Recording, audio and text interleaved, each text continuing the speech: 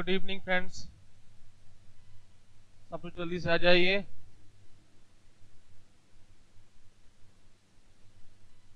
सारे बच्चे जल्दी से कनेक्ट हो जाइए बेटा, क्लास आरंभ होने वाली है।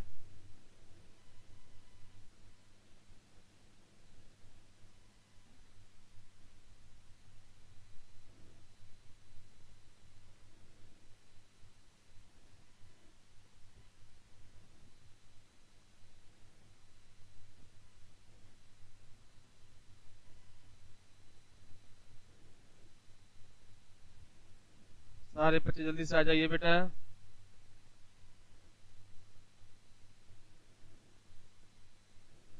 सभी बच्चों का फिर एक बार सौरभ शर्मा क्लासेस में स्वागत है। सारे बच्चे जल्दी से आ जाइए बेटा, जुड़ जाओ जल्दी से बेटा, जल्दी से कनेक्ट हो जाइए। आज मंडे है और मध्य प्रदेश सामान्य ज्ञान का श्रृंखला आरंभ हुई है, वो आगे बढ़ेगी।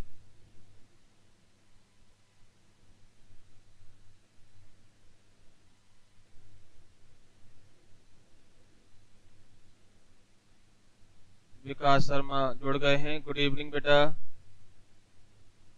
जल्दी से सब बच्चों को बेटा लिंक भेजो, क्लास आरंभ हो।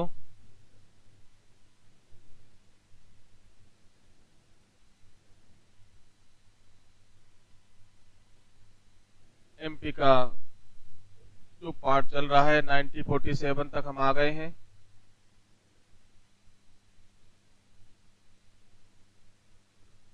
सारे बच्चे जल्दी से आ जाइए और लिंक शेयर करिए बेटा जल्दी से आकर के।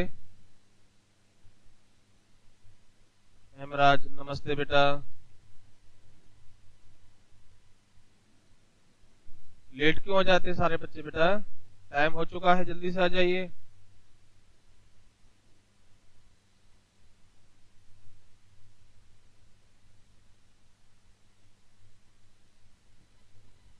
सूरज चौरसिया नमस्ते बेटा, नमस्ते।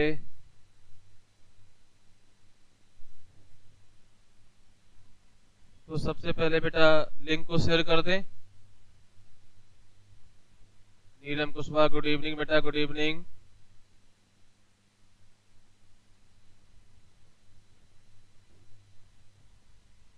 अमन लोधी गुड इवनिंग बेटा, जल्दी से बेटा आ जाओ जिसे क्लास आरंभ हो। भूपेंद्र राठौर जय भीम बेटा, जय भीम। इतना लेट क्यों हो जाते सारे बच्चे यार, क्लास का टाइम हो गया है। वीरेन जाटव गुड इवनिंग बेटा, जल्दी से बेटा लिंक शेयर करो जिसे आरंभ हो क्लास।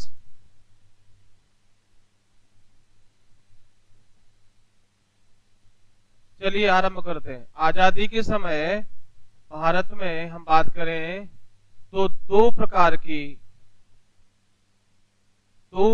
की प्रशासनिक इकाइयां थी।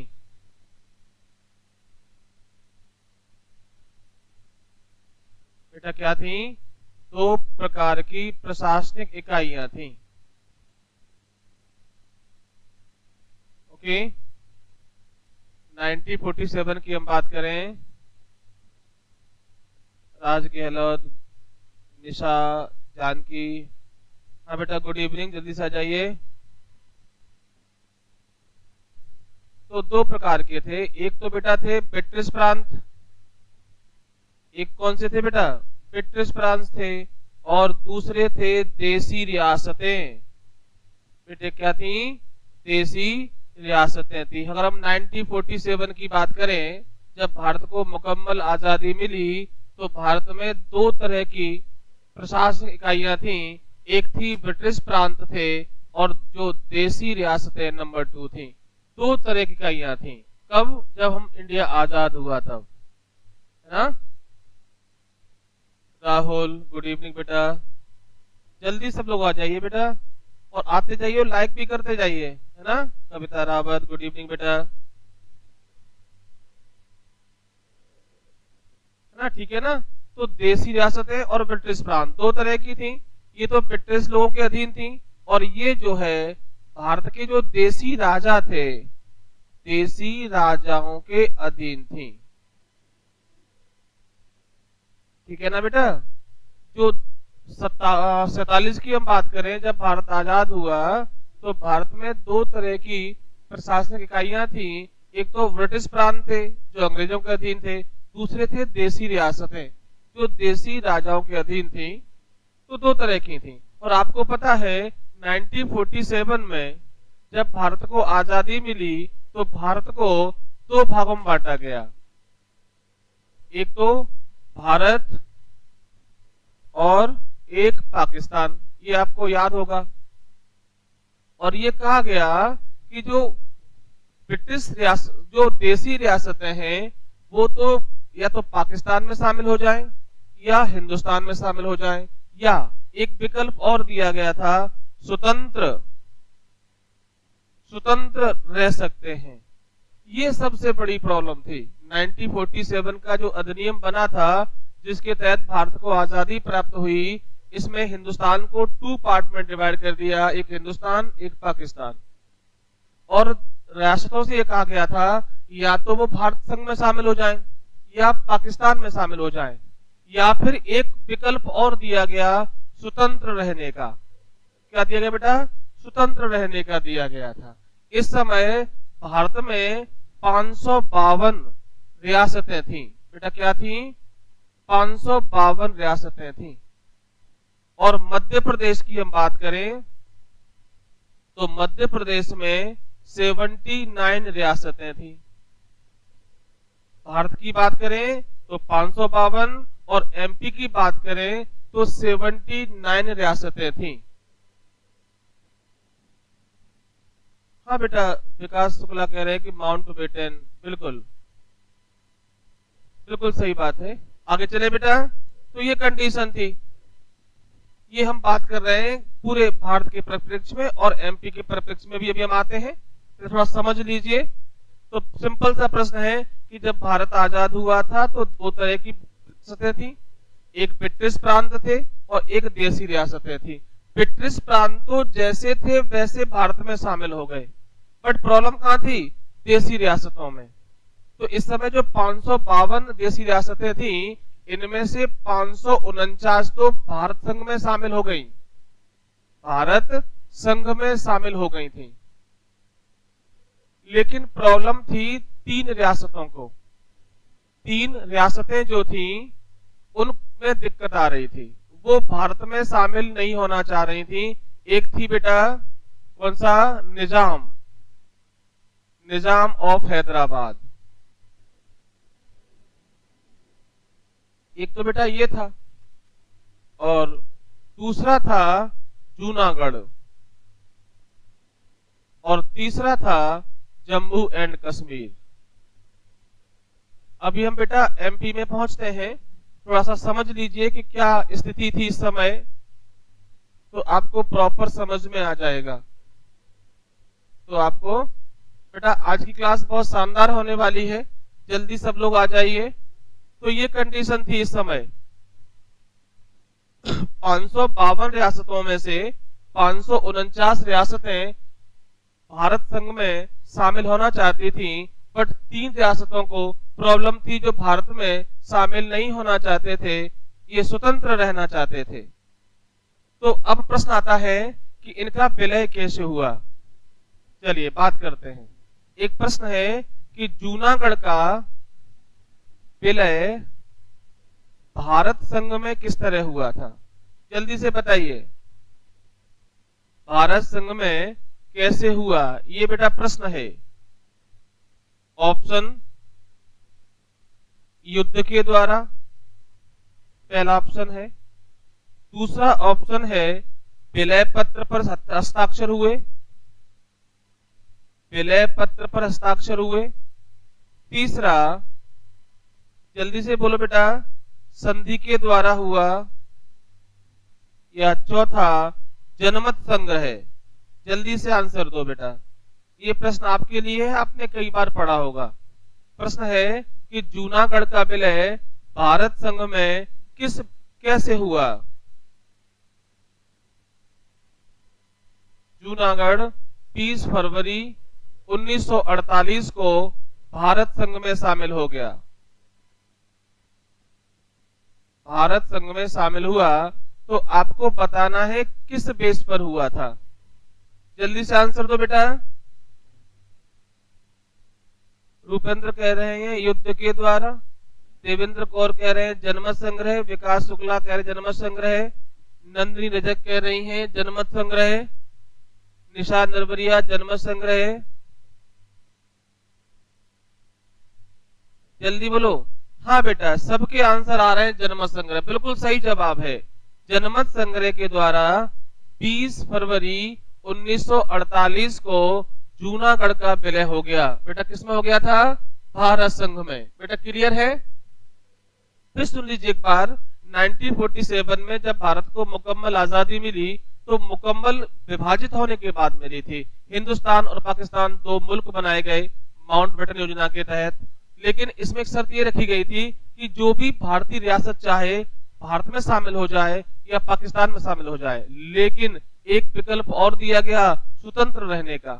तो जो 552 रियासतें थी उनमें से 549 तो इजीली भारत में मिलना चाहती थी, बट 3 के साथ प्रॉब्लम थी, वो उनके नाम लिखे हुए हैं।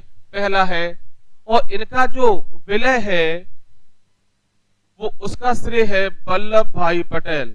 नाम सुना होगा, वल्लभ भाई पटेल। एक प्रश्न है कि भारत में राज्यों का एकीकरण किसने किया था? एकीकरण किसने किया?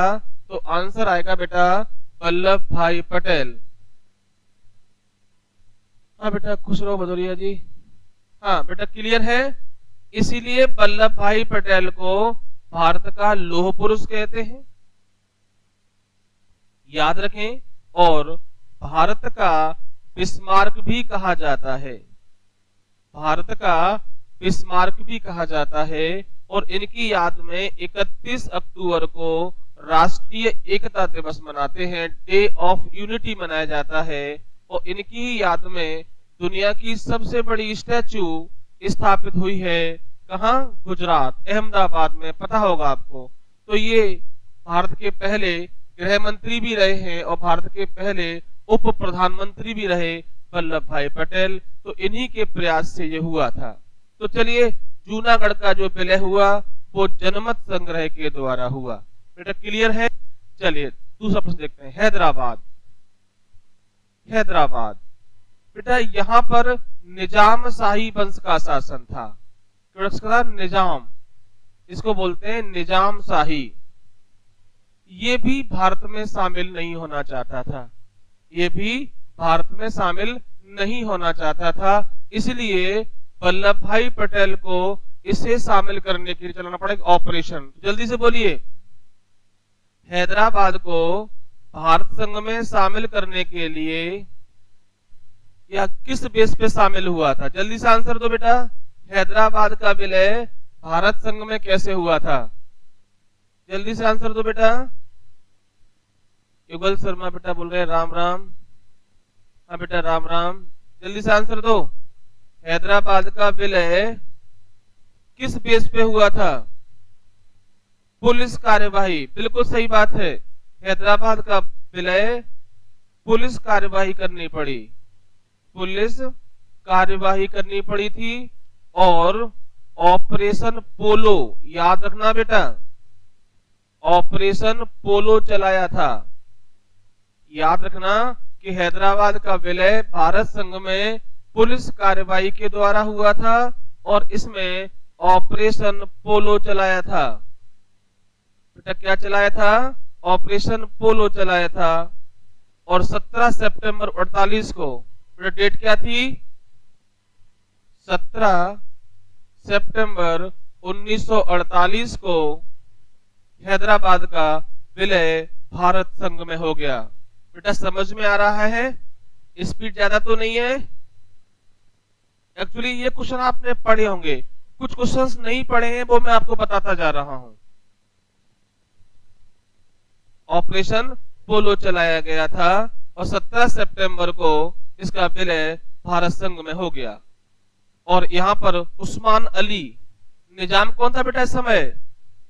उस्मान अली था। याद रखें, उस्मान अली इस समय हैदराबाद के निजाम थे। हैदराबाद के बेटा कौन थे? निजाम थे। हैदराबाद में बेटा 84% पब्लिक हिंदू थी और नवाब मुस्लिम था। और तेलंगाना, कन्नड़, मराठी क्षेत्र इस समय इसमें शामिल था। एक राज्य और बात कर रहे हैं, जम्मू कश्मीर, ये वाला।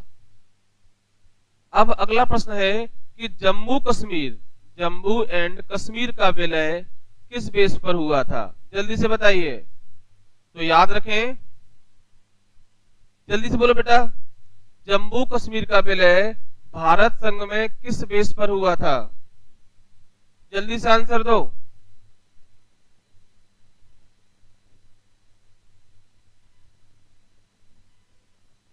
रजत 17 सितंबर है, दिसंबर नहीं है रजत। 17 सितंबर 1948।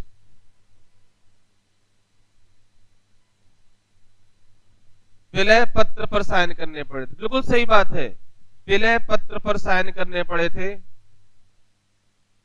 विलय पत्र पर हस्ताक्षर करे थे। ओके, विलय पत्र पर हस्ताक्षर किए गए और कश्मीर को भारत में शामिल कर दिया गया। अब सुनिए क्या घटनाक्रम था, बड़े ध्यान सुनना बेटा। इस समय जम्मू कश्मीर के जो महाराजा थे हरि सिंह जी थे। बेटा कौन था? हरि सिंह जी। और भारत की आजादी के बाद ही 1948 में क्या हुआ था? पाकिस्तान ने आक्रमण कर दिया था। पाकिस्तान ने जम्मू कश्मीर पर आक्रमण कर दिया, इसलिए जम्मू के राजा ने भारत से सहायता मांगी। और उस समय भारत सरकार ने कहा था हम आपकी सहायता तो करेंगे, बट पहले भारत में विलय पर साइन करिए। और हरि सिंह के पास उस समय कोई ऑप्शंस नहीं था और उन्होंने भारत संघ में विलय पत्र पर साइन कर दिए और जम्मू कश्मीर का विलय भारत में हो गया। तो ये तीन रियासतें जो भारतीय संघ में शामिल नहीं होना चाहती थी, उनको भारत संघ में शामिल इस तरह किया गया था। बेटा क्लियर है? यहां तक कोई दिक्कत है?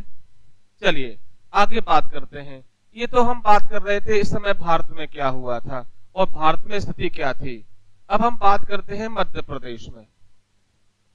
बेटा मध्य प्रदेश में भी हम बात करें तो 1947 में मध्य प्रदेश में जो प्रांत थे, एक तो सीपी था और एक कौन सा था? बरार। आपको पता है ये दोनों एक ही हो गए थे बाद में, सीपी एंड बरार।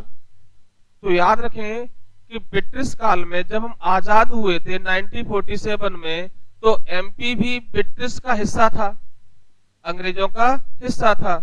तो आजादी से पहले मध्य प्रदेश को दो भागों में बांटा गया था, एक सेंट्रल प्रोविंस और एक बरार। बेटा कौन सा था? एक तो सेंट्रल प्रोविंस था और एक बरार था। ठीक है ना बेटा? यहां तक कोई दिक्कत है? सेंट्रल प्रोविंस और बरार, क्लियर? और आजादी के बाद की हम बात करें, ये तो 1947 के पहले की बात हो गई। और इसके बाद जो है पार्ट ए, पता होगा आपको, पार्ट बी और पार्ट सी। भोपाल सेपरेट था, लेकिन जब भोपाल का विलय 1 जून को हो गया तो इसे सी में शामिल कर दिया गया। बेटा किस में शामिल कर दिया गया था? सी में शामिल कर दिया गया। ओके, ये सी में शामिल हुआ था। अब बड़े ध्यान से देखना, बहुत सारी चीजें हैं जो आपको अभी देखनी है।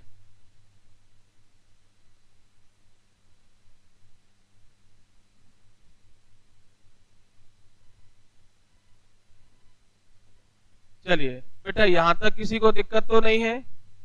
जल्दी से बताओ, किसी को भी कोई दिक्कत हो तो बताना। किसी को भी कोई प्रॉब्लम हो तो जल्दी से बताएं, फिर अपन आगे चलते हैं।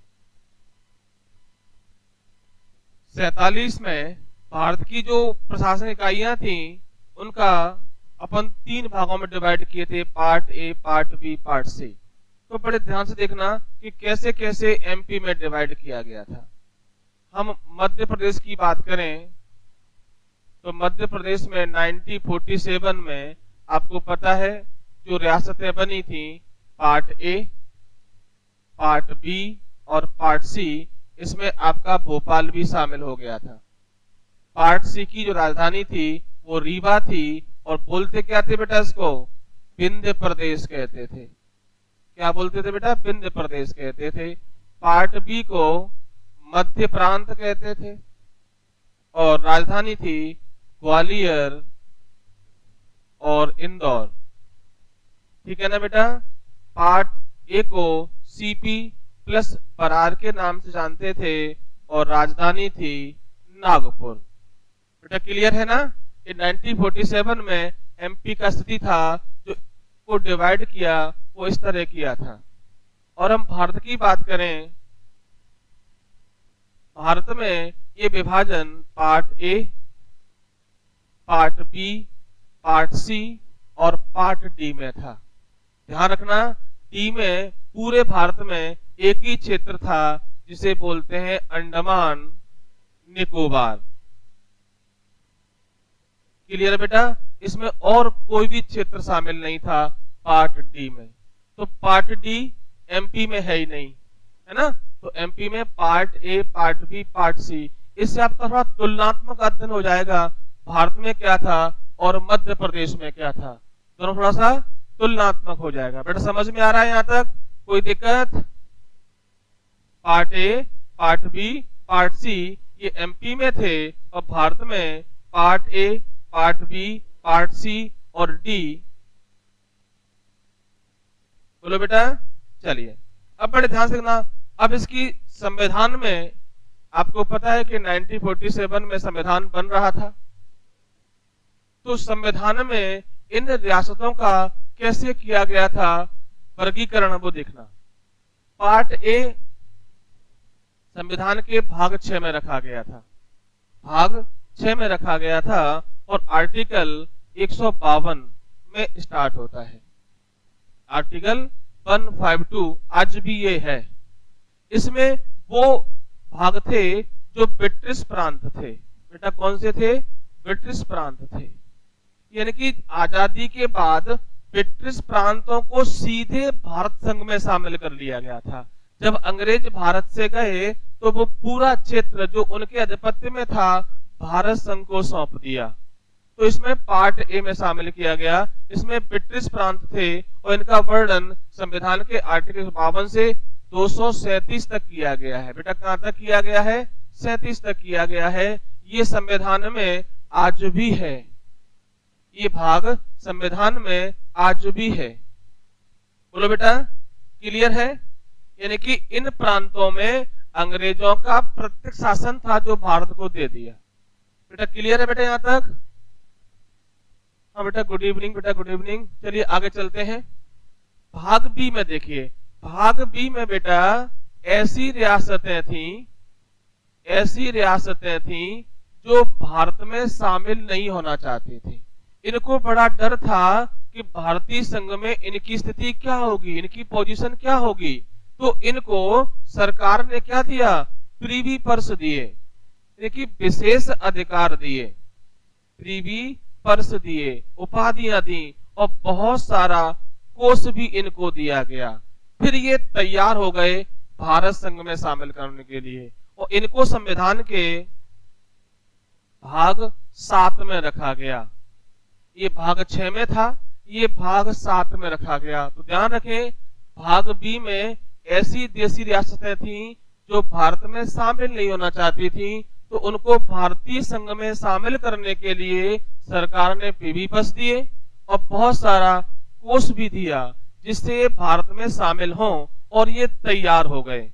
और बेटा इनको जो है इसमें शामिल होने के लिए तैयार भी कर लिया, और इनको संविधान के भाग 7 में, और अनुच्छेद की बात करें तो 238 में इनको रखा गया। बेटा किसमें रखा गया, 238 अनुच्छेद में इनको रखा गया। तो याद रखें, ये जो भाग बी है वो उस समय भाग 7 में रखा गया था।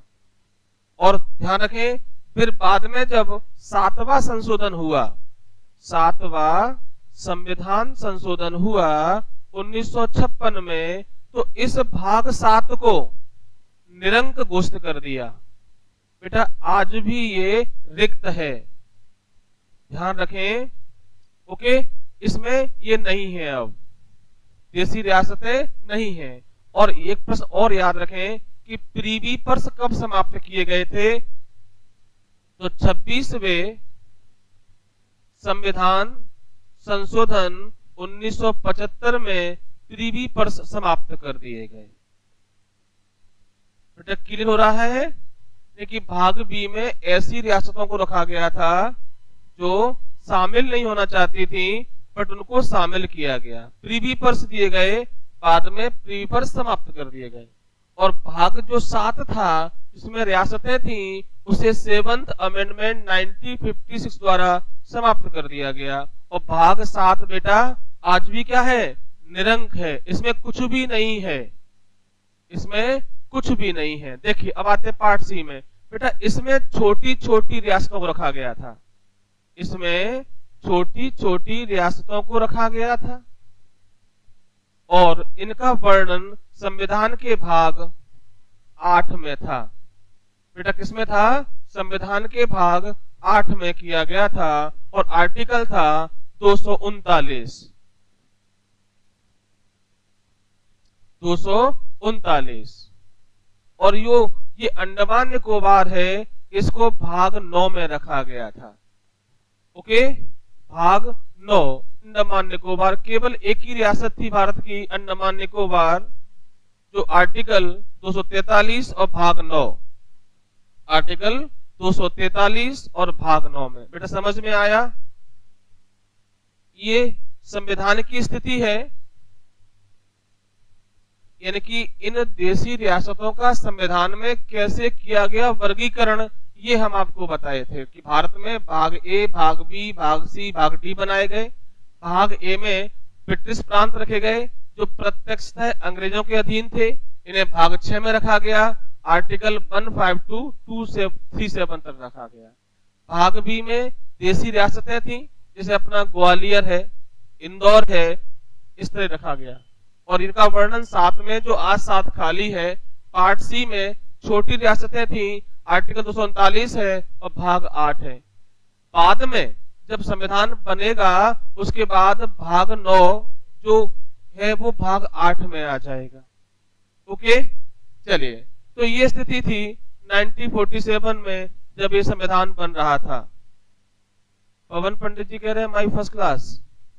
ओके, समझ में बेटा आ रहा है पंडित जी? पता ना कोई दिक्कत हो तो।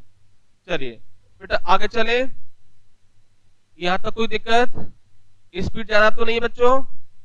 बता देना बेटा, अगर स्पीड ज्यादा हो तो अपन देख लेंगे, इसको हम कर लेंगे, बट समझ में आना चाहिए। चले बेटा यहां तक।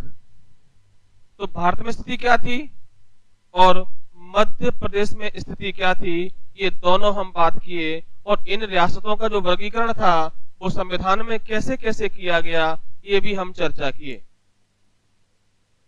बताओ जल्दी बेटा, जल्दी से, कि समझ में आ रहा है तो फिर अपन आगे चले। हाँ या ना बोलो बेटा।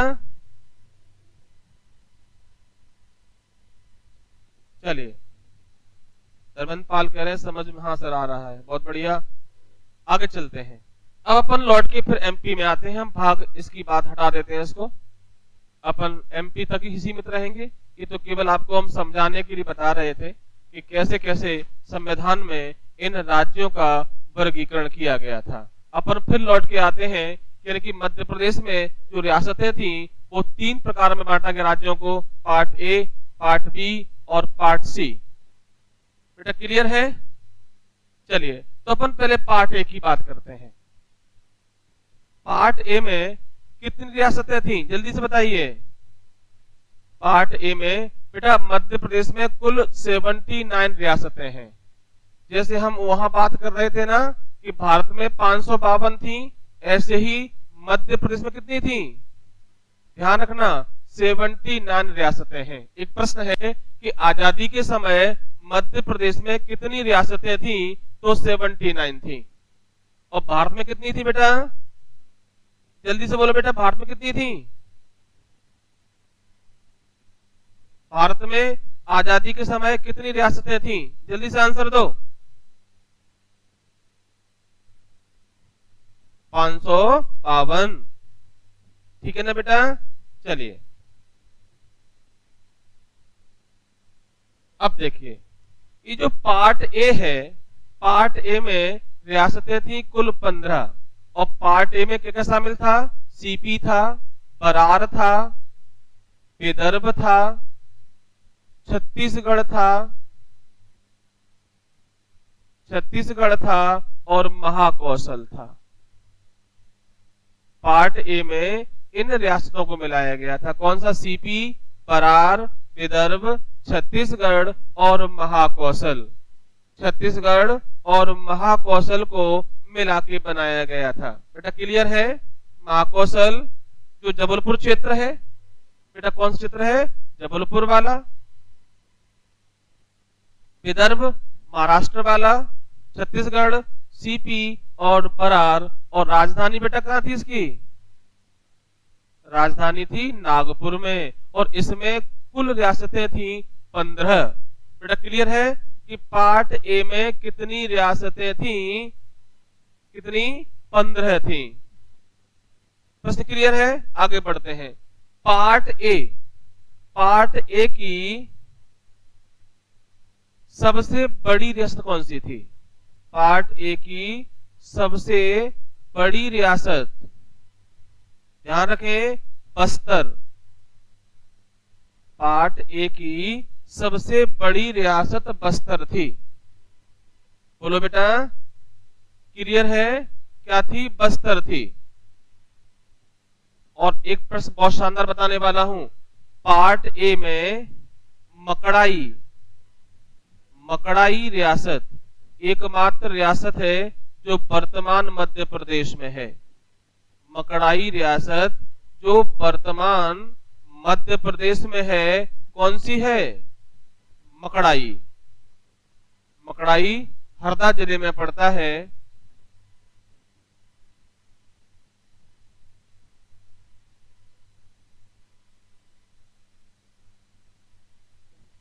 बेटा आजादी से पहले 562 नहीं 552 रियासतें थी प्रशांत जी। हाँ बेटा क्लियर है। आगे बात करते हैं। पार्ट ए के पहले मुख्यमंत्री कौन से थे और राज्यपाल कौन से थे, ये और बता दीजिए।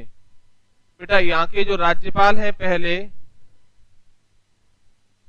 वो है ई राघवेंद्र राव, और सीएम है पंडित रविशंकर शुक्ल। बेटा क्लियर है? रविशंकर शुक्ल। बेटा ये हुआ आपका पार्ट ए कंप्लीट। फिर सुन लीजिए, पार्ट ए की राजधानी नागपुर। पार्ट ए में सीपी, बरार, विदर्भ, छत्तीसगढ़ और महाकौशल के क्षेत्र शामिल थे। राजधानी नागपुर थी। पार्ट ए में 15 रियासतें थी। इन 15 रियासतों में सबसे बड़ी जो रियासत है वो कौन सी थी? बस्तर। और पार्ट ए की एकमात्र रियासत जो वर्तमान में मध्य प्रदेश में है वो है मकड़ाई की रियासत वर्तमान में किस जिले में है? तो आप बताएंगे हरदा। गौड़ वंश के शासक मकरंद शाह ने इस रियासत का निर्माण किया था, और ये वर्तमान में हरदा जिले में है। बेटा क्लियर है? बेटा यहां तक किसी को कोई तकलीफ है? आगे पार्ट बी में चले। बेटा चलिए। बेटा पार्ट बी को बोलते हैं मध्य भारत क्षेत्र। ये लिखा हुआ है मध्य भारत क्षेत्र बोलते हैं। क्या बोलते हैं बेटा? मध्य भारत बोलते हैं। राजधानी ग्वालियर और इंदौर है, और इसमें जो कुल रियासतें थी उनकी संख्या थी 26। बेटा कितनी थी? 26। मध्य भारत की राजधानियां 2 हैं, 6 महीने ग्वालियर और 6 महीने इंदौर। रियासतें कितनी हैं? 26 हैं। बेटा कितनी रियासतें थी? 26 थी। और पहले सीएम है लीलाधर जोशी। बेटा मुख्यमंत्री कौन है? लीलाधर जोशी। तो याद रखें, पार्ट बी के पहले मुख्यमंत्री हैं लीलाधर जोशी। लीलाधर जोशी। और राज्यपाल है तख्तमल जैन। सुने हैं? राज्यपाल कौन है? तख्तमल जैन। पार्ट बी के राज्यपाल तख्तमल जैन है, मुख्यमंत्री लीलाधर जोशी है, रियासतें 26 हैं, राजधानी है ग्वालियर और इंदौर। बेटा कौन कहां राजधानियां है? बेटा क्लियर है ना बेटा? यहां तक कोई दिक्कत? 28 मई 48 को इन 26 रियासतों को भारत संघ में शामिल कर लिया जाएगा। बेटा क्लियर है? कब? 28 मई 1948 को ये 26 रियासतें हैं, इनको भारत संघ में शामिल कर लिया जाएगा। ये पूरा जो मध्य भारत है, इस 26 रियासतों को भारत संघ में शामिल कब किया गया? 28 मई 1948 को। और जीवाजी राव सिंधिया, नाम सुने थे आप? जीवाजी राव सिंधिया को इसका राज्य प्रमुख बनाया जाएगा। क्या बनाया जाएगा? राज्य प्रमुख बनाया जाएगा। ठीक है ना? 28 मई 1948 को मध्य भारत की सभी रियासतों को भारत संघ में शामिल कर लिया गया। बोलो। और जो है इसके जो राज्य प्रमुख थे वो जीवाजी राव सिंधिया को बनाया गया, और यशवंत राव होलकर को क्या बनाया गया बेटा? उप राज्य प्रमुख। यशवंत राव होलकर, यशवंत राव होलकर, यशवंत राव होलकर द्वितीय है बेटा। ये होलकर द्वितीय, इनको उप राज्य प्रमुख बनाया गया। अब अपन पहुंचते हैं पार्ट सी तक। सलोनी शर्मा गुड इवनिंग बेटा, गुड इवनिंग। समझ में आ रहा है बेटा यहां तक? चलिए अब हम पहुंचते हैं पार्ट सी। इसे बोलते थे विंध्य प्रदेश। क्या बोलते थे बेटा? विंध्य प्रदेश कहते थे। बोलो। इसे 1 जनवरी 1950 को बनाया गया था। इससे पहले यह पार्ट बी का भाग था। तो याद रखें, पार्ट सी की स्थापना कब हुई थी बेटा? 1 जनवरी 1950 को। 1 जनवरी 1950 को पार्ट सी बनाया गया। विंध्य प्रदेश कहते हैं। राजधानी थी इसकी रीवा। तो ध्यान रखें 50 से पहले विंध्य प्रदेश बी का भाग था। 1948 तक 48 में, और 50 में बेटा विंध्य प्रदेश को सी कैटेगरी में शामिल कर लिया गया। और बाद में भोपाल 1 जून 49 को शामिल हो गया था पार्ट सी में। बोलो। पार्ट सी में इसको शामिल कर दिया गया था। पार्ट सी में कितनी रियासतें थी? 38। पार्ट सी में कुल 38 रियासतें थी। पार्ट सी में कुल 38, 26, 15। बेटा क्लियर है? कुल 38 रियासतें थी। राजधानी रीवा थी। पहले सीएम शंभुनाथ शुक्ल। बेटा कौन था? पहले सीएम कौन थे? शंभुनाथ शुक्ल।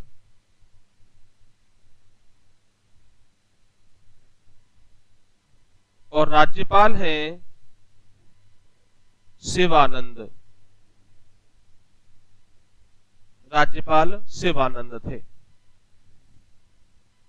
तो क्लियर है? ये एमपी का जो रियासतें थी 79, उनका क्लासिफिकेशन है इस तरह। CP Berar part A, Madhya Bharat part B, और विंध्य प्रदेश पार्ट सी। कितनी रियासतें थी? राजधानियां कहां कहां थी? है ना? पहले सीएम कौन थे सबके, और पहले गवर्नर कौन थे सबके? जल्दी एक बात देख लीजिए, स्क्रीनशॉट ले लो या तो फिर, है ना? पूजा राठौर सर मेरी पहली क्लास है, आप बहुत अच्छा पढ़ाते हैं। धन्यवाद बेटा, आपके समझ में आता है तो बेटा हमारे प्रयास की सार्थकता है। आपके लिए ये बेटा इतनी मेहनत कर रहे हैं कि कैसे भी ये परीक्षा रूपी बैतरणी आपकी पार हो जाए, है ना? राजेश कह रहे हैं ग्वालियर में टॉप है। बेटा मैं टॉप नहीं होना चाहता, बस आपके उद्देश्य पूरा होने में सहयोगी होना चाहता हूं बस। हमारा यही लक्ष्य है कि कैसे भी आपकी सफलता में भागीदार बन सकूं, है ना।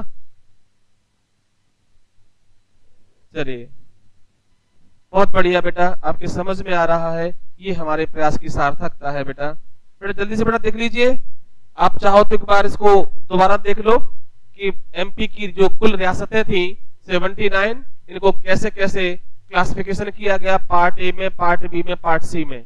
फिर अपन आगे चलेंगे, है ना। और जल्दी से बताओ बेटा कोई दिक्कत तो नहीं है।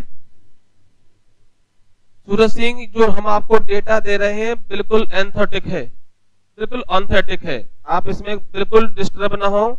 एक एक शब्द बड़ा सावधानी से जो है बताया गया है आपको, है ना। तो इसमें आप कोई दिक्कत नहीं है, डेटा परफेक्ट है, आप इसको आराम से याद कर सकते हैं, है ना।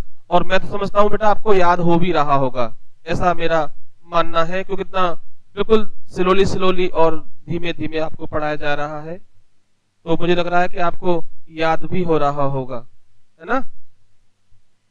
बोलो जल्दी से बेटा, कमेंट करें, बताएं कि आगे चले।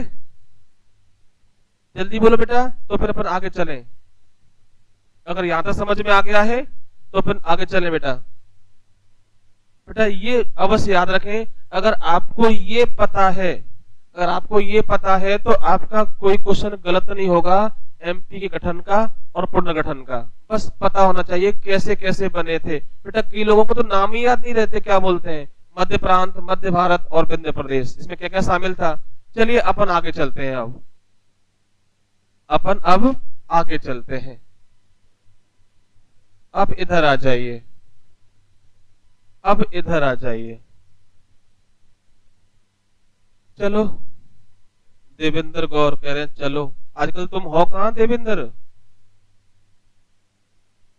चलिए अब देखिए बेटा, ये जो रियासतें थी, ये जो रियासतें थी, इन रियासतों का जो एकीकरण था, जो पार्ट ए पार्ट बी एकीकरण था, ये एक अस्थाई व्यवस्था थी बेटा, स्थाई नहीं था बेटा। क्या था?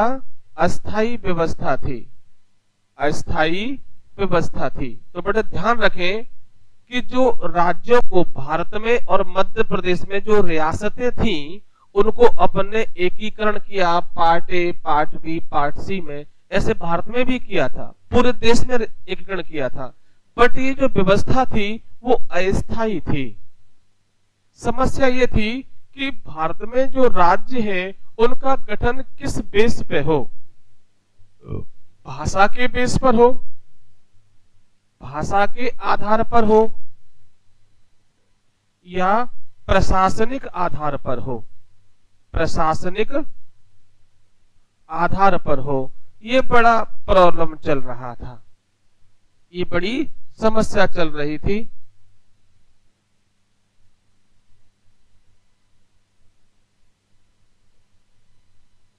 बंगलोर में सर, बेंगलुरु तो बेटा बहुत दूर है, कर्नाटका में है।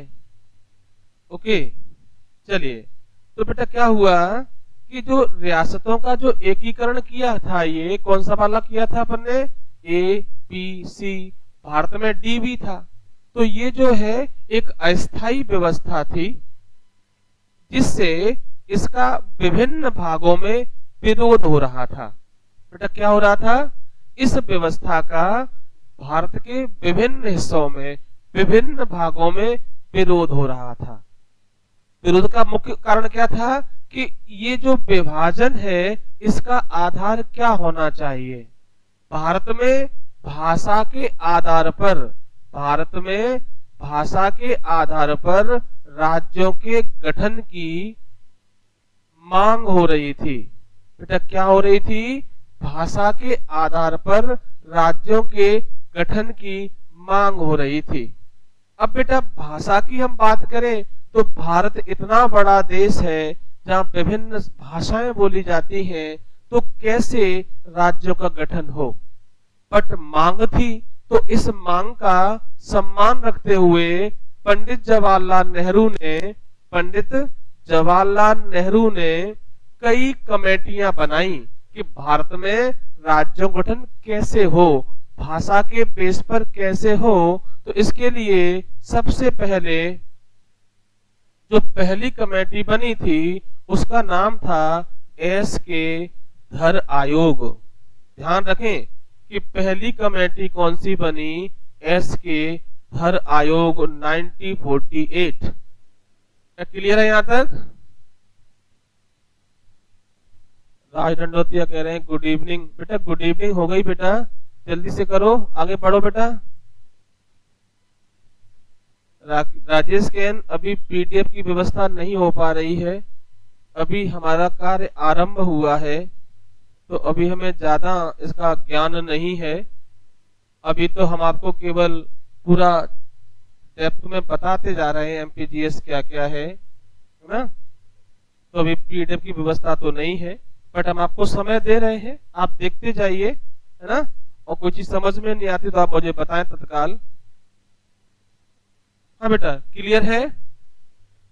तो राज्यों का जो पुनर्गठन है या जो गठन है किस भाषा के बेस पर हो या प्रशासन के बेस पर हो, इसके लिए पंडित जवाहरलाल नेहरू ने दिसंबर 1948 में, दिसंबर बेटा 1948 में एस.के. धर आयोग बना दिया। बेटा कब बनाया था? दिसंबर 1948 में। एस.के. धर, ध्यान रखें, प्रयाग या इलाहाबाद हाईकोर्ट के रिटायर्ड मुख्य न्यायाधीश थे। तो याद रखें एस.के. धर कौन थे? एस.के. धर इलाहाबाद हाईकोर्ट के मुख्य न्यायाधीश थे। अगर आप चाहें तो एक प्रश्न और याद रखें कि भारत का सबसे बड़ा उच्च न्यायालय कौन सा है? तो इलाहाबाद हाई कोर्ट है। एक प्रश्न है कि भारत का सबसे बड़ा जो हाई कोर्ट है वो कौन सा है बेटा? बेटा सलोनी शर्मा सारे वीडियो पड़े हुए हैं। एस.के. शर्मा क्लासेस पर आप जाएंगे, सौरभ शर्मा क्लासेस पे आप जाएंगे तो आप आराम से देख सकते हैं। सारे वीडियो पड़े हैं, प्ले स्टोर में आप देख सकते हैं, ठीक है ना। सारे वीडियो पड़े हैं तो आप कभी भी देख सकते हैं। हाँ सही दिखेगा बेटा। चलिए बेटा क्लियर है। तो पहला प्रश्न आयोग कब बना? तो बेटा इस भाषा के बेस के लिए पंडित नेहरू ने बहुत सारे कमेटियां बनाई हैं। तो पहला कमेटी था एस.के. धर आयोग, और की जो अध्यक्ष थे एस.के. धर वो इलाहाबाद हाई कोर्ट के रिटायर्ड मुख्य न्यायाधीश थे। दिसंबर 48 में इस आयोग का गठन हुआ था। बेटा क्लियर है। इसे एक नाम दिया गया था, क्या? भाषाई प्रांतीय आयोग। बेटा क्या नाम दिया गया था? भाषाई प्रांतीय आयोग। ऐसे भी आता है कि भाषाई प्रांतीय आयोग का गठन कब हुआ था? तो दिसंबर 48। अध्यक्ष कौन थे? एस.के. धर। बेटा कौन थे? एस.के. धर। या एस.के. धर किस हाई कोर्ट के रिटायर्ड जज थे? मद्रास, मुंबई या इलाहाबाद हाई कोर्ट? तो आप बताएंगे इलाहाबाद हाई कोर्ट के मुख्य न्यायाधीश थे। बोलो बेटा आगे चले। अब इसकी रिपोर्ट क्या है ये देखते हैं। बेटा इस आयोग ने कहा भाषा के आधार पर राज्यों का गठन नहीं होना चाहिए। याद रखना बेटा, नहीं होना चाहिए। ये बहुत महत्वपूर्ण रिपोर्ट है इनकी। इन्होंने क्या कहा? भाषा के बेस पर राज्यों गठन नहीं होना चाहिए। फिर किस बेस पे हो?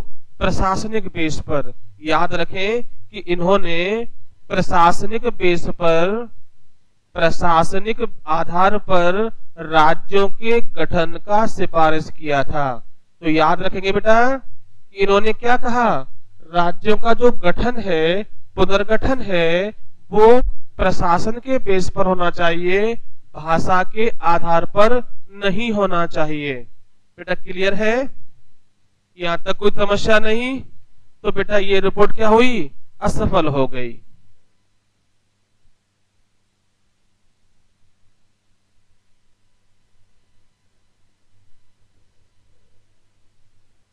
बच्चों आप लोगों के लायक बहुत कम आ रहे हैं, क्या बात है यार?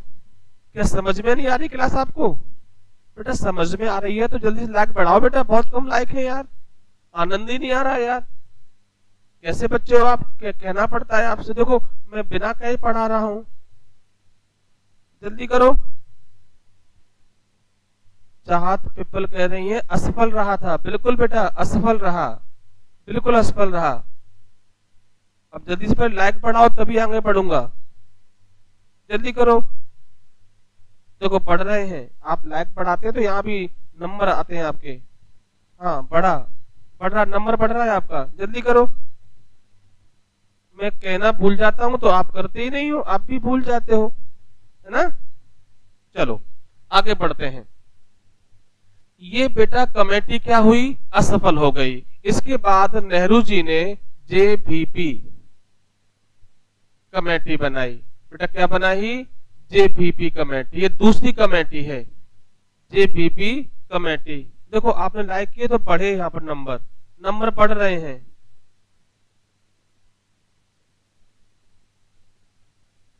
हाँ जेबीपी कमेटी इन्होंने बना दी।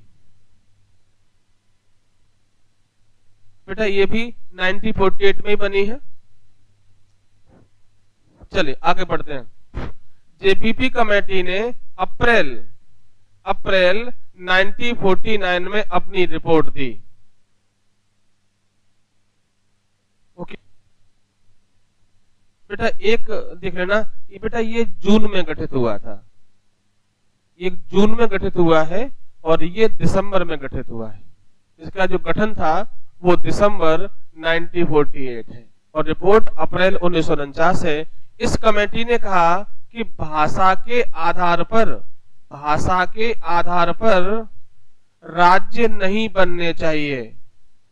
बेटा इसने भी कहा नहीं बनने चाहिए।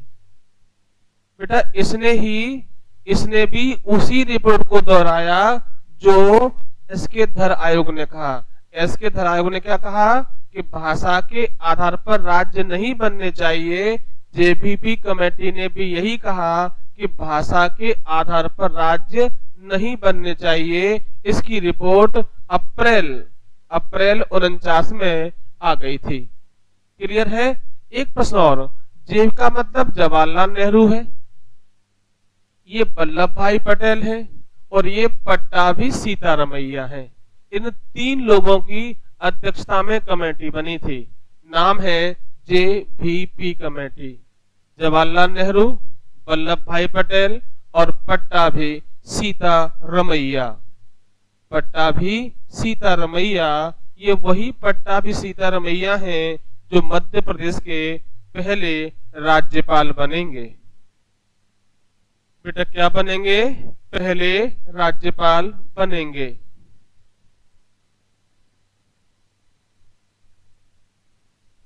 बोलो बेटा। चले बेटा आगे। तो जेबीपी कमेटी का रिपोर्ट आ गया। इसने भी भाषा के आधार पर राज्यों गठन का विरोध किया। अब देखिए जैसे ही इसकी रिपोर्ट आई और इसने मना किया तो भारत में क्या हुआ?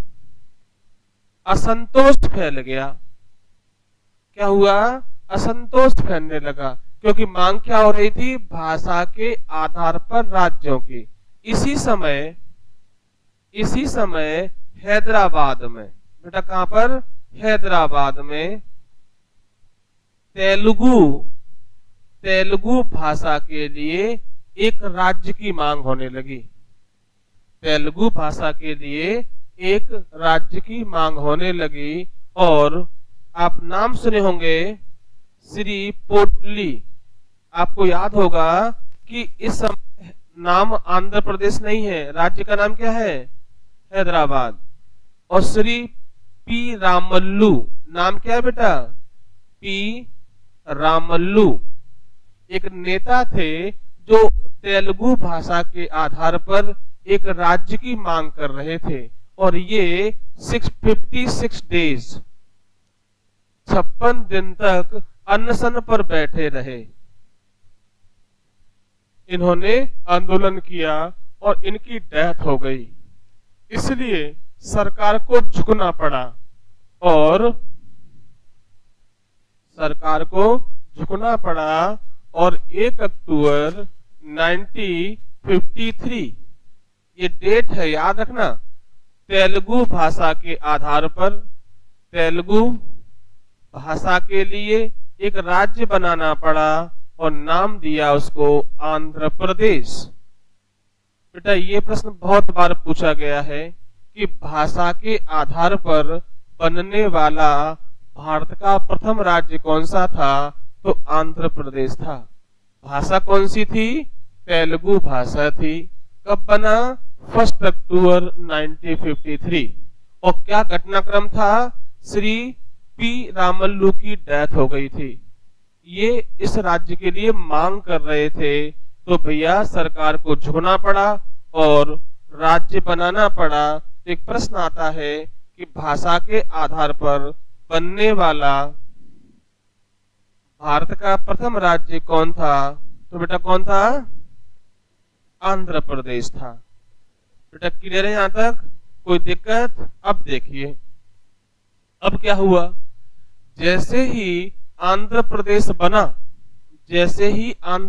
बना किस बेस पर बना था बेटा? भाषा के बेस पर। तो अब भारत के अन्य क्षेत्रों में भी भाषा के आधार पर राज्यों के गठन की मांग होने लगी। जब एक राज्य बन जाता है तो और भी क्षेत्र डिमांड करने लगे, इसलिए सरकार ने 1953 में बेटा क्या बनाया? राज्य पुनर्गठन आयोग। याद रखना बेटा, राज्य पुनर्गठन आयोग बनाया। कब? 1953 में। इसके अध्यक्ष कौन थे? फजल अली। कौन थे बेटा? फजल अली थे, ये इसके अध्यक्ष हैं। और इसके 2 अन्य मेंबर थे, हृदय नाथ कुंजरू और के एम पणिक्कर। बेटा इसे फजल अली आयोग भी कहते हैं, जो राज्य पुनर्गठन आयोग के अध्यक्ष थे। बेटा एमपीएसआई में एक क्वेश्चन आया था कि ये आयोग कब बना था? 1953 में। बेटा कब बना था? अध्यक्ष कौन थे? या इस आयोग में कुल कितने मेंबर थे? तो कुल मेंबर 3, एक चेयरपर्सन एंड 2 अदर मेंबर्स, और उनके आपको नाम पता है। बेटा क्लियर है? 1955 में इस आयोग ने अपनी रिपोर्ट दी। बेटा क्लियर हो रहा है ना? 1953 में ये बना और 1955 में इसने अपनी रिपोर्ट दी। बोलो बेटा, 1955 में इसने अपनी रिपोर्ट दे दी थी। बेटा कब? 1955 में। इसने अपनी रिपोर्ट में कहा कि भारत में भाषा के आधार पर राज्य बनने चाहिए। तो ध्यान रखें, ये बड़ी महत्वपूर्ण रिपोर्ट है हमारे जीएस के लिए भी और भारत के लिए भी। तो प्रश्न आता है कि इनमें से किस कमेटी ने भाषा के बेस पर राज्यों के गठन की सिफारिश की थी? तो आप बताएंगे फजल अली आयोग। इससे पहले जो 2 आयोग बने थे, जेबीपी कमेटी और एस के धर आयोग, इन दोनों ने मना किया था कि भाषा के बेस पर राज्य नहीं बनने चाहिए। तो सबसे पहले किसने कहा? फजल अली आयोग या राज्य पुनर्गठन आयोग। देखो फिर आप भूल गए ना, लायक संख्या नहीं बढ़ी। आप बहुत जल्दी भूल जाते हैं बच्चों। जल्दी से करो लाइक यार, जल्दी से करो लाइक। कितने सारे बच्चे हैं ऑनलाइन बट लाइक बहुत कम है। हम आपसे क्या मांग रहे हैं? कुछ भी नहीं, केवल लाइक मांग रहे हैं। तो लाइक भी नहीं कर सकते अपने मास्टर के लिए? जल्दी करो, संख्या जल्दी से बढ़ाओ। देखो कम हो रही है। कम नहीं करनी, बढ़ानी है। 2 बार नहीं करना। देखो 2 बार लाइक करेंगे तो अनलाइक हो जाएगा, संख्या फिर कम हो गई है। बढ़ानी है, अनलाइक नहीं करना। हाँ, अगर समझ में नहीं आ रहा है तो अनलाइक भी करें। अगर समझ में नहीं आ रहा है तो आप अनलाइक भी करें, बट समझ में आ रहा है तो लाइक तो बनता है बेटा। चलिए, तो यहां तक आ गए। किसने जो है क्या किया था? भाषा के आधार पर राज्यों को बनाने की सिफारिश की थी। क्लियर? क्लियर? चलो, अब इसने राज्यों की कितनी श्रेणियां बनाई थी? एक प्रश्न है कि फजल अली आयोग ने राज्यों की कितनी श्रेणियां बनाई थी? 2 प्रकार की। 2 श्रेणियों में डिवाइड किया। एक तो राज्य और दूसरे केंद्र शासित प्रदेश। याद रखना बेटा। देखो हम पढ़े थे 47 का जब समय आया, 1947 आया, तो भारत में 2 तरह की प्रशासनिक इकाइयां थी, एक ब्रिटिश प्रांत और देसी रियासत। क्लियर है? और 47 के बाद 4 प्रकार बनाए गए, ए बी सी डी। और इसकी जो रिपोर्ट है 55 में आई है, 56 में लागू होगी। और 56 में भारत में राज्यों की 2 कैटेगरियां बनाई गई। एक कौन सी? राज्य, और एक यूनियन टेरिटरी, जो आज भी है, जो आज भी है। तो याद रखेंगे 1947 से जब हम आजाद होने वाले थे तब 2 तरह की इकाइयां थी। कौन सी? ब्रिटिश प्रांत और देसी रियासतें। आजादी के बाद इन सब को 4 भागों में बांटा गया, A B C D. MP में 3 ही थे। और 56 में इन सभी राज्यों को 2 पार्ट में बांट दिया। एक कौन से थे?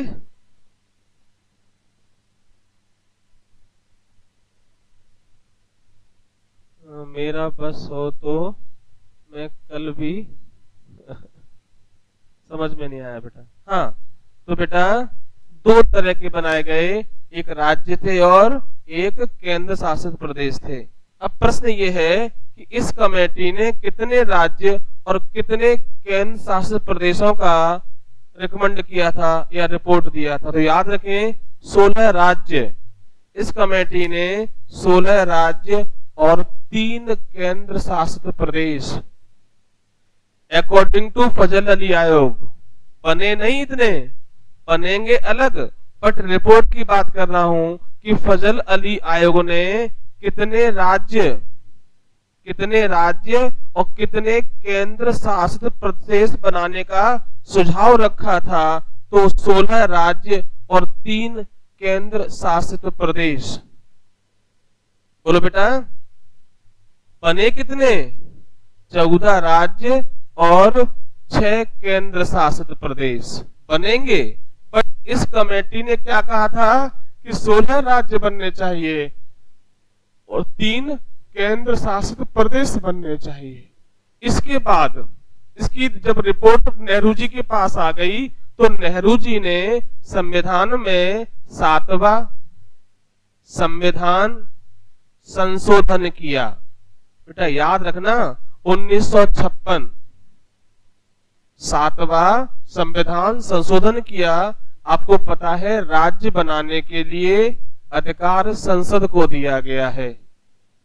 राज्य बनाने का अधिकार किसको है? संसद को। आर्टिकल 3 में भारत में नए राज्य बनाने का अधिकार किसको है? पार्लियामेंट को है। तो संसद ने अपनी शक्ति का प्रयोग करते हुए 7वां संविधान संशोधन 1956 किया।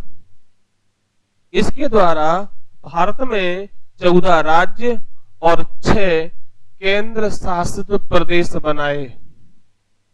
इनमें से अब और ये जो बनाने के बाद जब लागू हुआ है तो 1 नवंबर 1956 को 14 राज्य और 6 केंद्र शासित प्रदेश बनाए गए। इनमें से अपना भी एक मध्य प्रदेश था। इसलिए 1 नवंबर को मध्य प्रदेश का हैप्पी बर्थडे मनाते हैं, स्थापना दिवस मनाते हैं।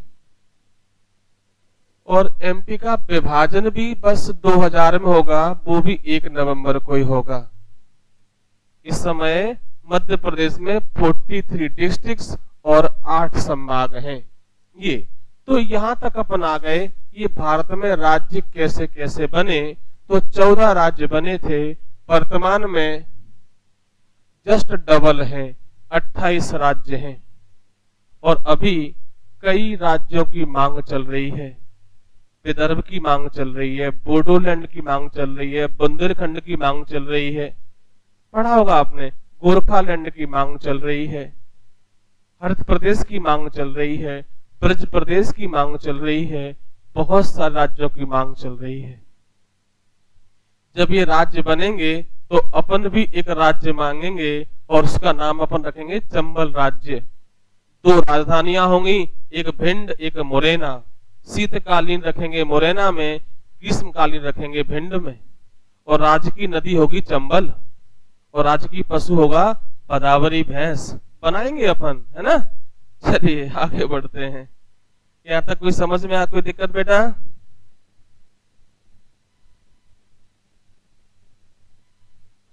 चलिए तो बेटा आज हम यहीं क्लास को विराम देंगे। हम एमपी स्थापना कर चुके हैं, मध्य प्रदेश भी ऐसा बन चुका है 1 नवंबर 56 को। अब एमपी क्या स्थिति थी 1 नवंबर 56 को, ये हम कल आगे लेके चलेंगे।